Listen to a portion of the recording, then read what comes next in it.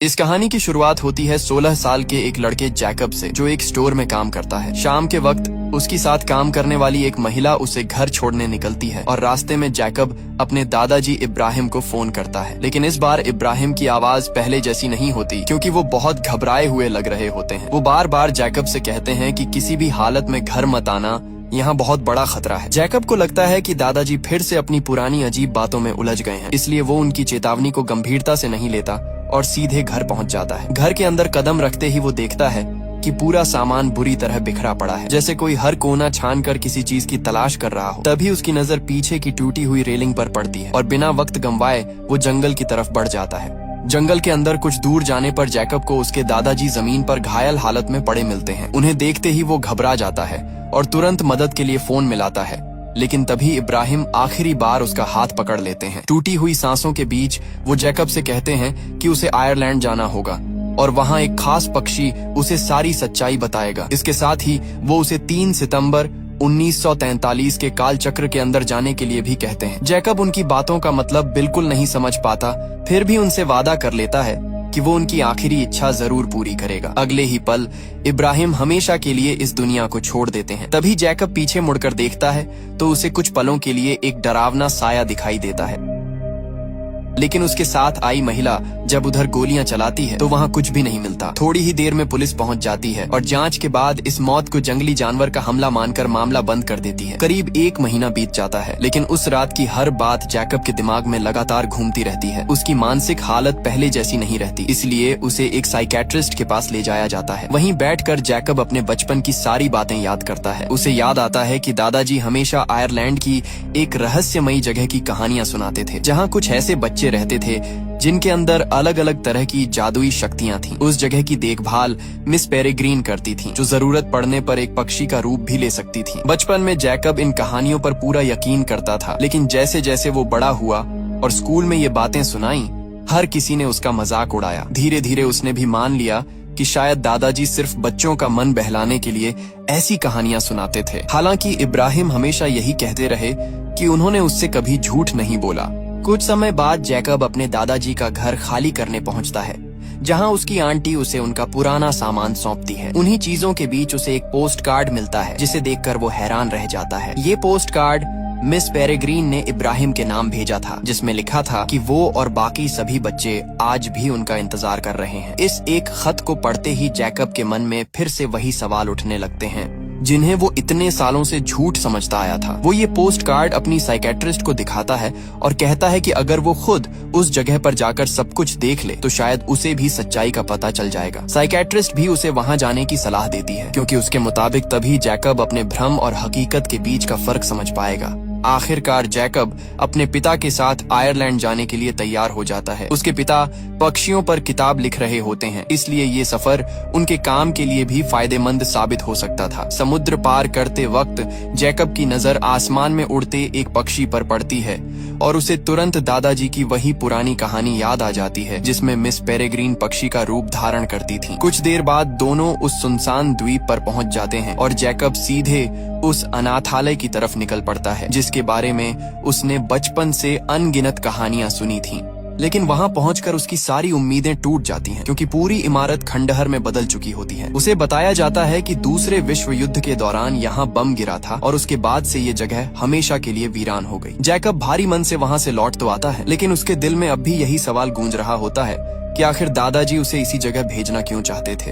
अगली सुबह जैकब के मन से उस खंडहर का ख्याल निकल ही नहीं रहा होता, इसलिए वो अकेले दोबारा उसी अनाथालय में पहुंच जाता है। इस बार जैसे ही वो टूटी हुई इमारत के अंदर कदम रखता है, उसे बार बार ऐसा महसूस होने लगता है कि वहाँ कोई और भी मौजूद है। अचानक उसके सामने एक छोटी लड़की दिखाई देती है, जो उसे देखकर इब्राहिम का नाम लेती है। जैकब कुछ समझ पाता उससे पहले वो लड़की तेजी से वहाँ से भाग जाती है। जैकब उसके पीछे दौड़ता है, लेकिन जल्दबाजी में गिरकर बेहोश हो जाता है। जब उसकी आंख खुलती है तो वो खुद को कुछ अजीब बच्चों के बीच घिरा हुआ पाता है और इन्हीं चेहरों को देखकर उसे दादाजी की सुनाई हुई हर कहानी याद आने लगती है। जैकब हैरानी से उन बच्चों से पूछता है कि क्या वो सब मर चुके हैं, क्योंकि उसके हिसाब से तो इस अनाथालय को कई साल पहले तबाह कर दिया गया था। लेकिन बच्चे मुस्कुराकर बताते हैं कि वो बिल्कुल जिंदा हैं। तभी जैकब की नजर एक ऐसे लड़के पर पड़ती है जो कपड़े पहने होने पर ही दिखाई देता है, वरना पूरी तरह गायब हो जाता है। एक लड़की हवा से भी हल्की होती है, इसलिए उसके पैरों में हमेशा भारी लोहे के जूते बंधे रहते हैं। एक दूसरी लड़की जिसके सुनहरे बाल होते हैं,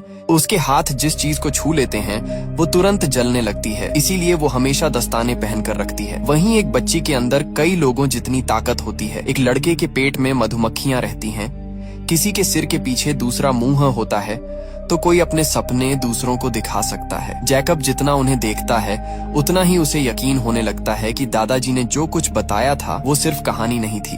इसी दौरान जैकब उस लड़की से पूछता है जिसने उसे इब्राहिम कहकर बुलाया था कि उसने ऐसा क्यों कहा। वो बताती है कि जैकब बिल्कुल अपने दादाजी जैसा दिखता है, इसलिए उसे पहली नजर में वही समझ लिया गया। इसके बाद वो सब जैकब को जल्दी से अपने साथ चलने के लिए कहते हैं, क्योंकि अगर किसी और ने उन्हें देख लिया तो बड़ी मुसीबत खड़ी हो सकती है। सभी बच्चे उसे एक गुफा के अंदर ले जाते हैं, लेकिन जैकब को अब भी समझ नहीं आता कि आखिर ये सब हो क्या रहा है। डर और उलझन में वो वहाँ से भाग निकलता है और सीधे उस गेस्ट हाउस में पहुंच जाता है जहाँ वो अपने पिता के साथ रुका हुआ था। जैकब जैसे ही ऊपर अपने कमरे की तरफ बढ़ता है, वहाँ मौजूद लोग उसे शक की नजर से देखने लगते हैं। वहाँ का मैनेजर भी पहले जैसा नहीं होता और वो जैकब को पहचानने से साफ इनकार कर देता है। कुछ ही देर में कई लोग उसे पकड़ लेते हैं और उसे जासूस समझने लगते हैं। जैकब बार बार समझाने की कोशिश करता है कि वो सिर्फ एक टूरिस्ट है, लेकिन कोई उसकी बात सुनने को तैयार नहीं होता। तभी अचानक कमरे के अंदर रखे गिलास और प्लेटें अपने आप उड़कर गिरने लगते हैं।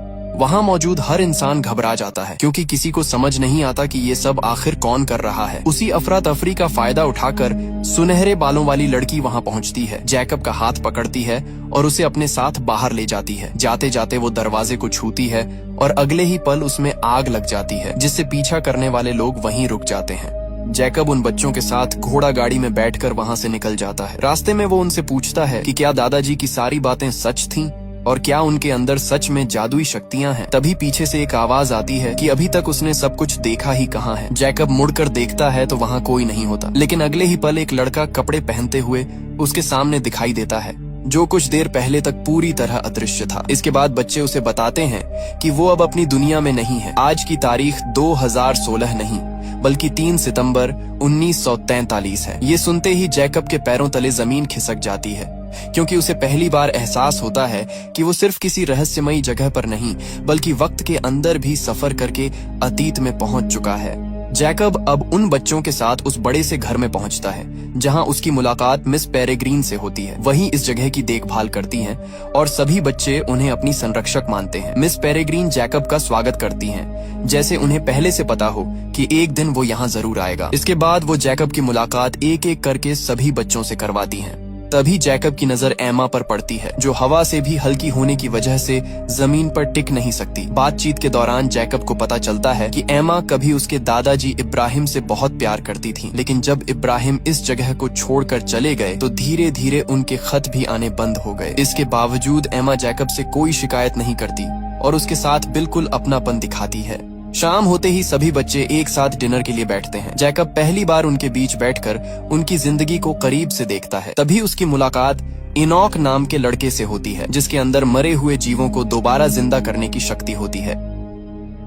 लेकिन इनॉक जैकब को बिल्कुल पसंद नहीं करता। उसकी नजर में इब्राहिम ने इस जगह को छोड़कर बहुत बड़ी गलती की थी, इसलिए वो नहीं चाहता कि अब उनका पोता भी यहाँ का हिस्सा बने। पूरे खाने के दौरान इनॉक का रवैया जैकब के लिए ठंडा ही रहता है, जबकि बाकी बच्चे धीरे धीरे उसके साथ खुलने लगते हैं। डिनर खत्म होने के बाद जैकब वापस अपनी दुनिया में लौटने की तैयारी करता है। तभी बच्चे उसे कहते हैं कि जाने से पहले उसे एक ऐसी चीज जरूर देखनी चाहिए जो इस पूरी जगह का सबसे बड़ा राज है। सभी बच्चे घर के बाहर इकट्ठा हो जाते हैं और अपने अपने चेहरे पर मास्क पहन लेते हैं। कुछ ही पल बाद आसमान में युद्ध के जहाज दिखाई देने लगते हैं, जो तेजी से उनकी तरफ बढ़ रहे होते हैं। जैकब कुछ समझ पाता उससे पहले एक जहाज उनके घर के ठीक ऊपर बम गिरा देता है, लेकिन जैसे ही बम घर से टकराने वाला होता है, मिस पेरेग्रीन अपनी खास घड़ी निकालती है और उसकी शक्ति का इस्तेमाल करती है। अगले ही पल समय पीछे लौट जाता है और पूरा दिन फिर से उसी सुबह से शुरू हो जाता है, जैसे कुछ हुआ ही नहीं था। अब मिस पेरेग्रीन जैकब को इस जगह का सबसे बड़ा रहस्य बताती हैं। वो समझाती हैं कि ये जगह एक काल चक्र के अंदर मौजूद है, जहां हर दिन सिर्फ 3 सितंबर 1943 ही रहता है। जैसे ही दिन खत्म होने वाला होता है, वो समय को दोबारा पीछे ले जाती हैं और वही दिन फिर से शुरू हो जाता है। इसी वजह से यहाँ रहने वाले किसी भी बच्चे की उम्र कभी नहीं बढ़ती।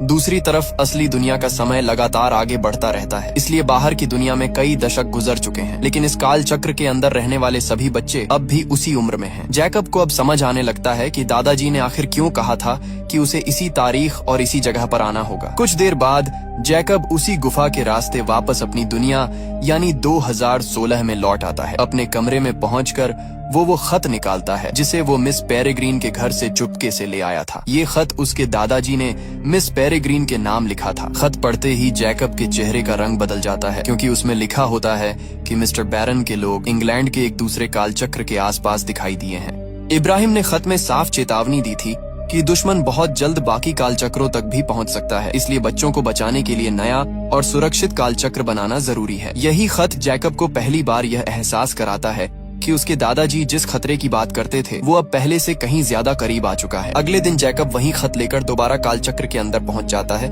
और सीधे मिस पेरेग्रीन से मिलने जाता है। वो उन्हें बताता है कि उसके दादाजी की मौत किसी जंगली जानवर की वजह से नहीं हुई, बल्कि किसी ने उनका पीछा किया था। जैकब ये भी कहता है कि अगर इब्राहिम का उन खतरनाक लोगों से कोई रिश्ता था तो उसे पूरी सच्चाई जाननी होगी। मिस पेरेग्रीन उसके हाथ में मौजूद खत देखती है, लेकिन उसे डांटते हुए कहती हैं कि उसे बिना इजाजत ये खत कभी नहीं लेना चाहिए था। इसके बावजूद वो समझ जाती हैं कि अब जैकब को सच से ज्यादा देर तक दूर नहीं रखा जा सकता। हालांकि वो अभी भी पूरी बात बताने से बचती हैं और जैकब को अपने साथ चलने के लिए कहती हैं। इसके बाद एमा जैकब को एक ऐसी जगह लेकर जाती है जहाँ वो पहले कभी नहीं गया होता। वहाँ पहुंचकर जैकब देखता है कि मिस पेरेग्रीन पहले से किसी चीज का इंतजार कर रही हैं, जैसे उन्हें ठीक ठीक पता हो कि अगले ही पल क्या होने वाला है। कुछ ही देर बाद एक अदृश्य दैत्य वहां आ पहुंचता है। वहां मौजूद बाकी बच्चों को वो बिल्कुल दिखाई नहीं देता, लेकिन जैकब साफ साफ उसे देख लेता है। मिस पेरेग्रीन बिना देर किए उस दैत्य पर हमला करती है और आखिरकार उसे खत्म कर देती है। पूरा दृश्य देखकर जैकब हैरान रह जाता है। दैत्य के मरने के बाद एमा जैकब से पूछती है कि क्या उसने भी उस जीव को देखा था। जब जैकब हाँ में जवाब देता है तो एमा बताती है कि यही उसकी असली शक्ति है। उस दैत्य को यहाँ मौजूद कोई भी बच्चा नहीं देख सकता, लेकिन जैकब ने उसे साफ देख लिया। वो कहती है कि बिल्कुल यही ताकत उसके दादाजी इब्राहिम के अंदर भी थी। जैकब अब भी खुद को एक साधारण लड़का मानता है, लेकिन एमा उसे समझाती है कि अगर वो आम इंसान होता तो कभी इस काल चक्र के अंदर प्रवेश ही नहीं कर पाता। तभी मिस पेरेग्रीन भी वहां आ जाती हैं और बताती हैं कि उन्हें जैकब के जन्म से ही उसकी शक्ति के बारे में पता था। इब्राहिम चाहते थे कि उनका पोता पहले सामान्य जिंदगी जिए, इसलिए उन्होंने उसके 18वें जन्मदिन से पहले ये राज कभी नहीं बताया।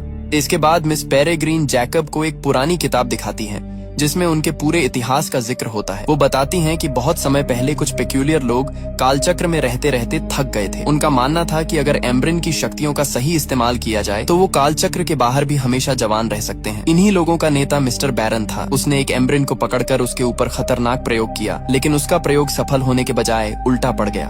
अमर बनने की जगह वो और उसके साथी भयानक अदृश्य दैत्यों में बदल गए। कई सालों की कोशिश के बाद बैरन को फिर इंसानी रूप पाने का तरीका मिल गया। उसे पता चला कि अगर वो शक्तिशाली बच्चों की आंखें निकालकर उनका इस्तेमाल करे तो वो खुद और अपने साथियों को दोबारा इंसान बना सकता है। तभी से वो अलग अलग काल चक्रों पर हमला करके बच्चों का शिकार कर रहा था।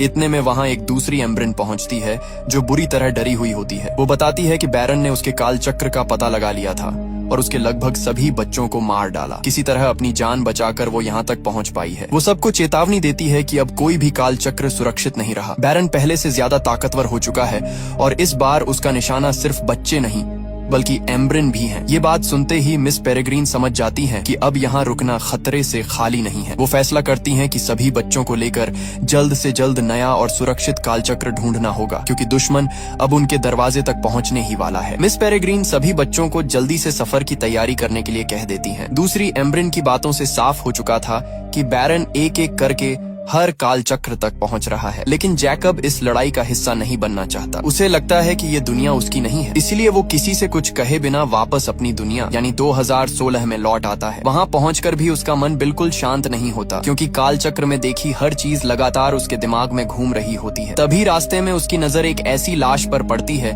जिसकी हालत बिल्कुल उसके दादाजी जैसी होती है। उसी पल उसे यकीन हो जाता है कि अदृश्य दैत्य अब उसकी दुनिया तक भी पहुंच चुके हैं।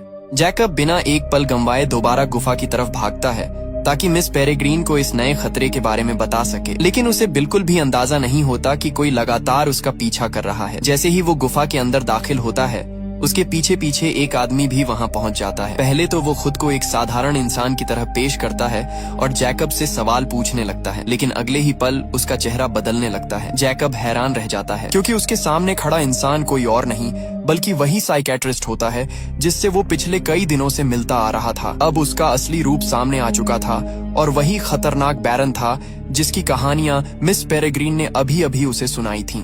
बैरन जैकब को बंदी बनाकर सीधे मिस पेरेग्रीन के घर पहुंच जाता है। वहां पहुंचते ही वो साफ कह देता है कि अगर मिस पेरेग्रीन ने खुद को उसके हवाले नहीं किया तो जैकब जिंदा नहीं बचेगा। मिस पेरेग्रीन अच्छी तरह जानती थीं कि जैकब की शक्ति उनके लिए कितनी अहम है, क्योंकि अदृश्य दैत्यों को देखने वाला अब वही अकेला इंसान बचा था। बच्चों की जान बचाने के लिए वो अपनी मर्जी से पक्षी का रूप धारण करती है और बैरन खुद उन्हें एक पिंजरे में कैद कर लेता है। जाने से पहले मिस पेरेग्रीन जैकब की तरफ देखती हैं और उसे सिर्फ एक जिम्मेदारी सौंपती हैं। वो कहती हैं कि अब बाकी सभी बच्चों की सुरक्षा उसी के हाथ में है। इसके बाद बैरन उन्हें अपने साथ लेकर वहां से निकल जाता है।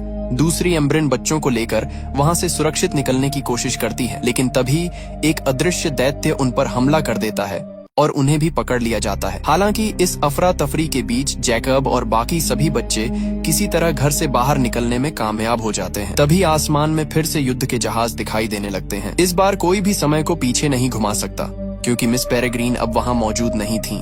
कुछ ही सेकंड बाद बम सीधे घर पर गिरता है और पूरा अनाथालय जोरदार धमाके के साथ तबाह हो जाता है। लेकिन बच्चे पहले ही बाहर निकल चुके होते हैं, इसीलिए उनकी जान बच जाती है। उसी धमाके में वहां मौजूद अदृश्य दैत्य भी खत्म हो जाता है और अब उनके पास पीछे लौटने के लिए कोई घर नहीं बचता।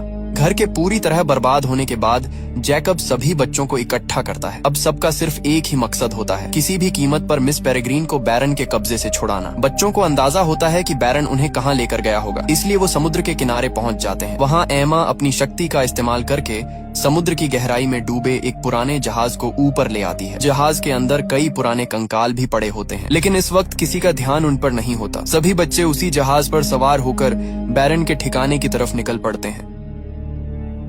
समुद्र का सफर तय करने के बाद जैकब और बाकी सभी बच्चे उस जगह के करीब पहुंच जाते हैं जहां बैरन ने अपना ठिकाना बनाया होता है। रास्ते में एमा अपनी शक्ति से पूरे जहाज को संतुलित रखती है, जबकि बाकी बच्चे चुपचाप आगे की तैयारी करते रहते हैं। अब किसी के चेहरे पर डर नहीं, बल्कि मिस पेरेग्रीन को वापस लाने का इरादा साफ दिखाई देता है। कुछ देर बाद उन्हें दूर वही इमारत नजर आने लगती है जहां बैरन अपने अगले प्रयोग की तैयारी कर रहा होता है। सभी बच्चे बिना शोर किए किनारे उतरते हैं और अलग अलग रास्तों से अंदर घुसने का फैसला करते हैं ताकि दुश्मन को उनके आने की भनक न लगे। सबसे पहले एमा अंदर पहुंचती है और सीधे बैरन के सामने खड़ी हो जाती है। वो उसे साफ चेतावनी देती है कि अगर उसने मिस पेरेग्रीन और बाकी एम्ब्रेंस को तुरंत आजाद नहीं किया तो उसका अंजाम अच्छा नहीं होगा। साथ ही वो ये भी बता देती है कि उनका एक अदृश्य दैत्य पहले ही मारा जा चुका है। एमा की बात सुनकर बैरन गुस्से से भर जाता है। उसे यकीन ही नहीं होता कि कुछ बच्चे उसके सबसे ताकतवर हथियार को खत्म कर सकते हैं। अगले ही पल वो अपने बाकी साथियों और अदृश्य दैत्यों को उन बच्चों के पीछे भेज देता है ताकि कोई भी वहां से जिंदा वापस न जा सके। इधर जैकब अपनी शक्ति की मदद से हर उस अदृश्य दैत्य की जगह पहचान लेता है जिन्हें बाकी बच्चे नहीं देख सकते। वो लगातार अपने साथियों को उनकी दिशा बताता रहता है जिससे सबको हमला करने का मौका मिल जाता है। तभी इनॉक अपनी सबसे खास शक्ति का इस्तेमाल करता है। वो डूबे हुए जहाज के अंदर पड़े सभी कंकालों को दोबारा जिंदा कर देता है।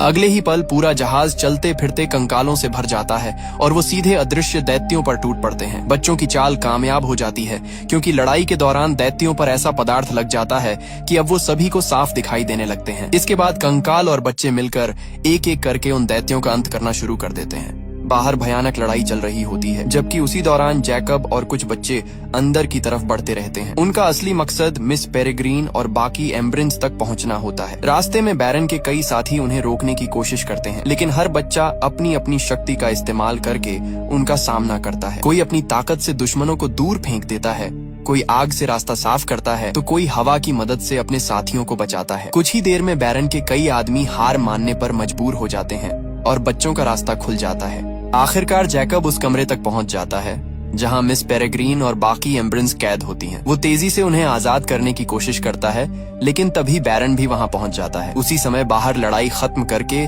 बाकी बच्चे भी अंदर आ जाते हैं। जैसे ही सबकी नजर सामने खड़े जैकब पर पड़ती है, वो हैरान रह जाते हैं क्योंकि वहाँ एक नहीं बल्कि 2 जैकब खड़े होते हैं। किसी को समझ नहीं आता कि असली जैकब कौन है और बैरन ने किसका रूप धारण किया है। इसी उलझन के साथ लड़ाई का सबसे खतरनाक मुकाबला शुरू होने वाला होता है। उसी वक्त जैकब को अचानक अपनी तरफ बढ़ता हुआ एक अदृश्य दैत्य दिखाई देता है। बाकी किसी बच्चे को वो जीव नजर नहीं आ रहा होता, लेकिन जैकब तुरंत समझ जाता है कि यही उसकी सबसे बड़ी ताकत साबित हो सकती है। वो जोर से चिल्लाकर कहता है कि अब असली और नकली का फैसला खुद हो जाएगा।